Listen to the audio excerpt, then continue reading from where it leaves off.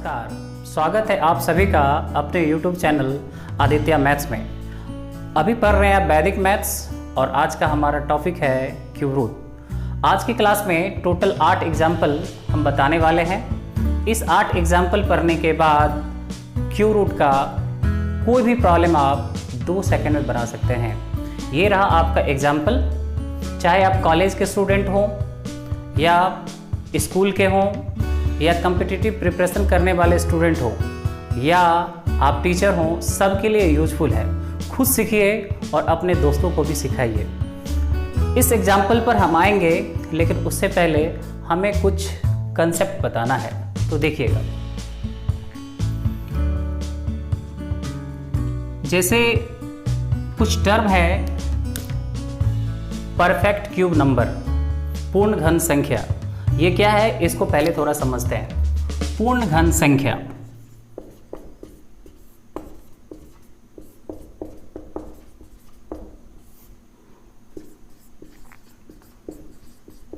Perfect cube number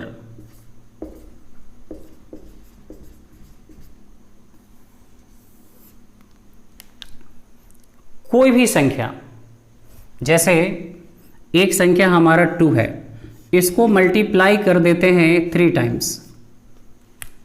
इसको multiply करते हैं 3 टाइम्स, तो ये हो जा रहा है 2 to the power 3 is cos two 8। तो ये जो 8 है, यही है perfect cube number.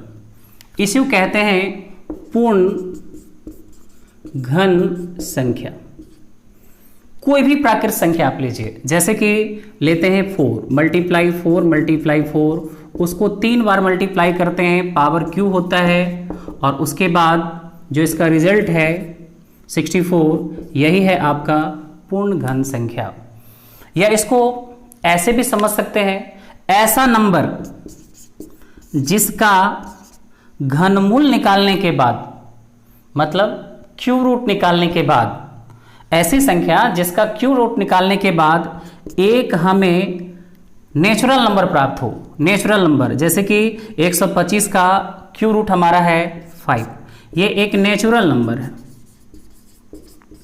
Natural number प्राकृत संख्या है। प्राकृत संख्या जो भी गिनती वाली संख्या है, ये सारी की सारी संख्या प्राकृत संख्या है।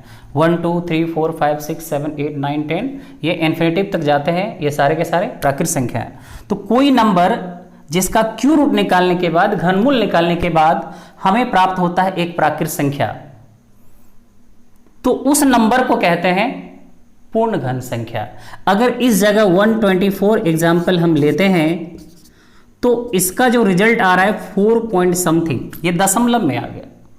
तो दशमलव में आ गया, ये दशमलव वाली जो संख्या है एक प्राकृत संख्या नहीं है, तो इसलिए इसको आप नहीं कह सकते हैं परफेक्ट क्यूब नंबर। तो हम उम्मीद करते हैं कि जो अभी बताया गया आप समझ पा रहे हैं, और बहुत बेसिक चीज़ ये है, आपको पहले से भी पता होगा, लेकिन चूंकि इसका अभी यूज होने वाला है, इसलिए हमें तो बताना ही है अभी। तो ये रहा परफेक्ट क्यूब नंबर।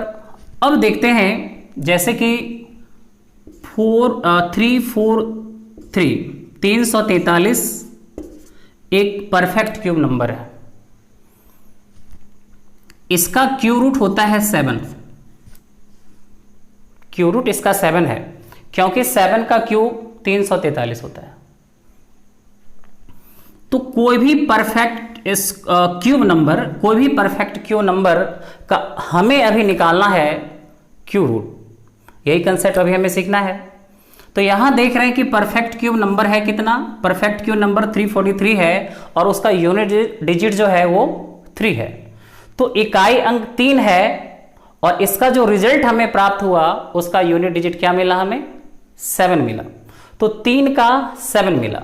125 लिखा हुआ है, एक परफेक्ट क्यूब नंबर है, इसका क्यूब रूट निकालने के बाद 5 प्राप्त हुआ हमें। तो ये 5 यूनिट डिजिट इसका 5 है, तो 5 मिला, लेकिन यहां यूनिट डिजिट 3 है, तो 7 मिला। कुछ और लेते हैं, जैसे कि 1331 का अगर क्यूब रूट निकालते हैं तो 11 हुआ। यहां भी यूनिट डिजिट 1 है और यहां भी यूनिट डिजिट 1 है। तो पहले हमें ये अभी समझना पड़ेगा या कुछ याद रखना पड़ेगा कि जो डिजिट्स 0 to 9 हैं, डिजिट्स जो 0 to 9 है, इसमें परफेक्ट क्यूब नंबर का यूनिट डिजिट क्या रहेगा, तो उसके क्यू रूट में डिजिट क्या आएगा, पहले हमें यह सीखना है। ये 2 सेकेंड में आप सीख सकते हैं। तो आइए देखते हैं। तो एक तरफ हमें लिखना है पूर्ण घन संख्या का इकाई अंक,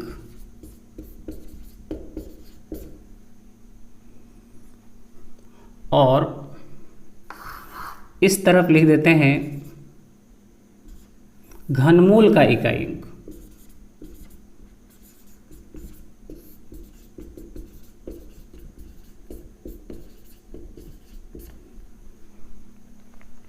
यह है परफेक्ट क्यूब नंबर और यह है क्यूब रूट। अब देखिएगा, जैसे कोई पूर्ण घन संख्या है, परफेक्ट क्यूब नंबर है कोई भी, जिसका यूनिट डिजिट 0 है, तो उसके क्यू रूट में यूनिट डिजिट 0 ही आता है। जैसे एक परफेक्ट क्यूब नंबर लेते हैं 1000, इसका अगर आप क्यू रूट निकालते हैं तो आता है 10। 1000 का घनमूल 10 होता है। यूनिट डिजिट यहाँ भी 0 है तो यहाँ भी 0 है। तो पूर्ण घन संख्या का इकाई अंक अगर 0 है तो उसके घनमूल में भी 0 ही आता है। अगर इकाई अंक 1 है तो उसके घनमूल में भी इकाई अंक 1 ही आता है। जैसे 1331 का जब आप क्यू रूट निकालेंगे तो 11 मिलेगा।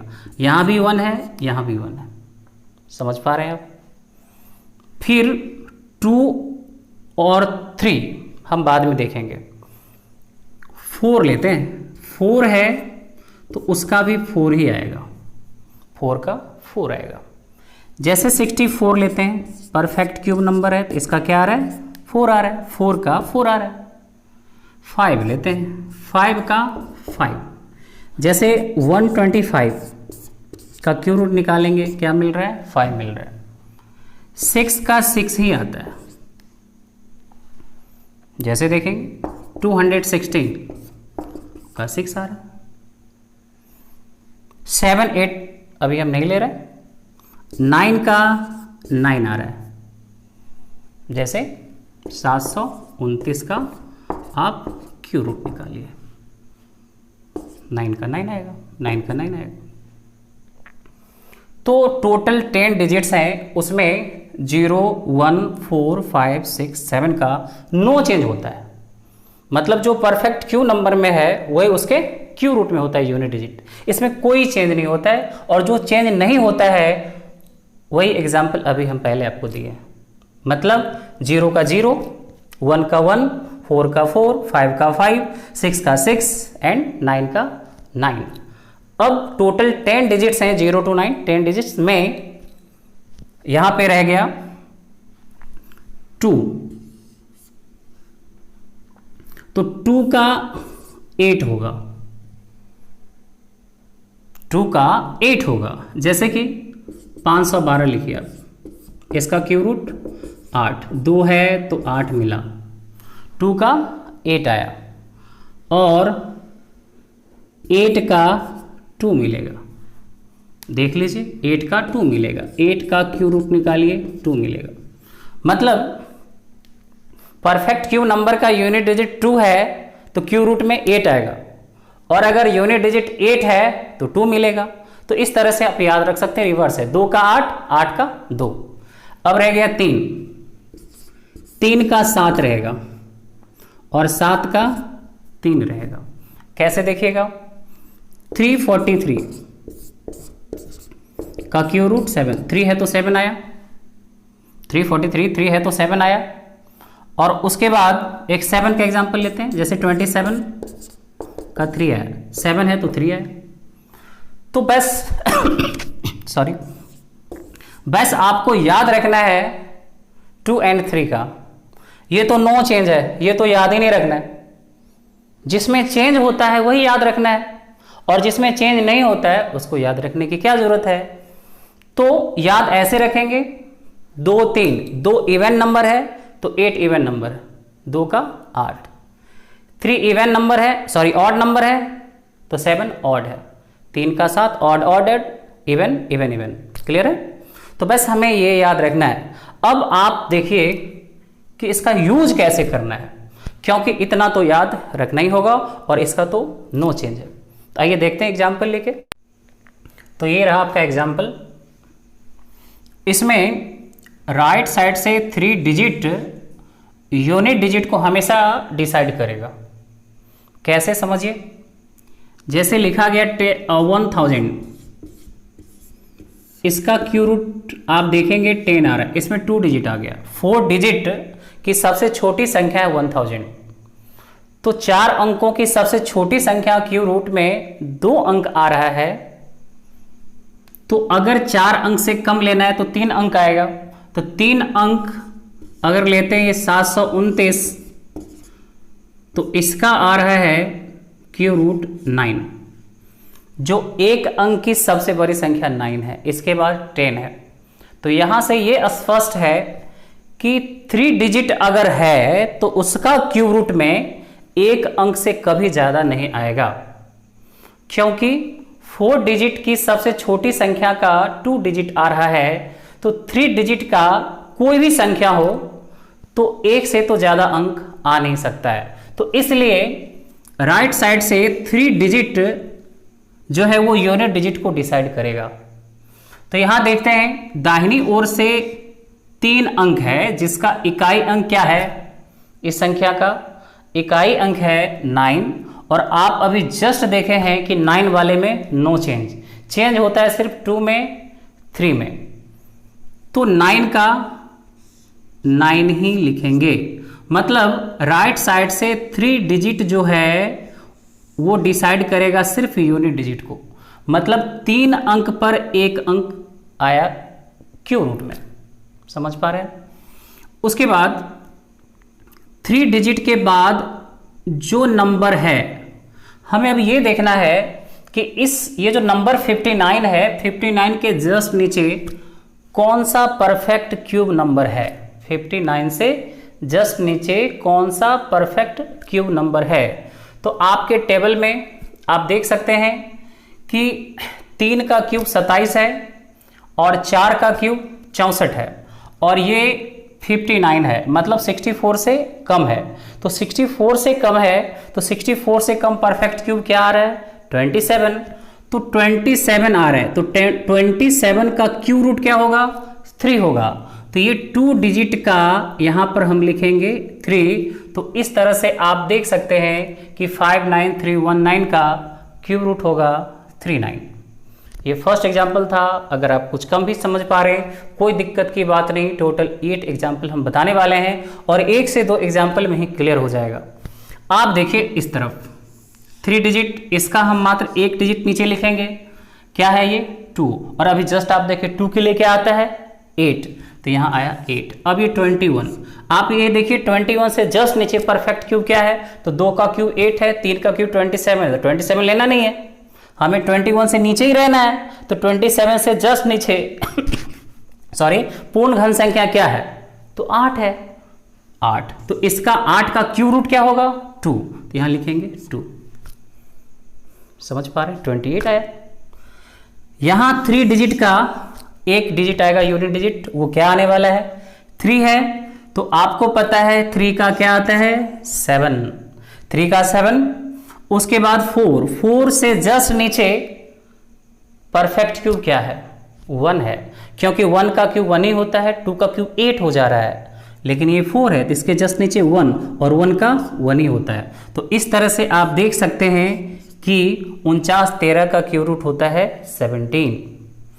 नेक्स्ट एग्जाम्पल, ये 1 है तो 1 का तो 1 ही आता है, चेंज होता है सिर्फ 2 3 में, 2 and 3 में चेंज होता है ओनली, 1 का 1 ही आता है। अब इधर 9 के जस्ट नीचे परफेक्ट क्यूब क्या है 8, तो 8 का यहां पर क्या लिखेंगे 2, तो 21 आया।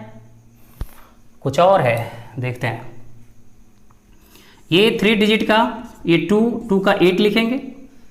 उसके बाद 314 है, तो आप देख सकते हैं टेबल में, वैसे 10 तक आपको याद रखना पड़ेगा। क्यों?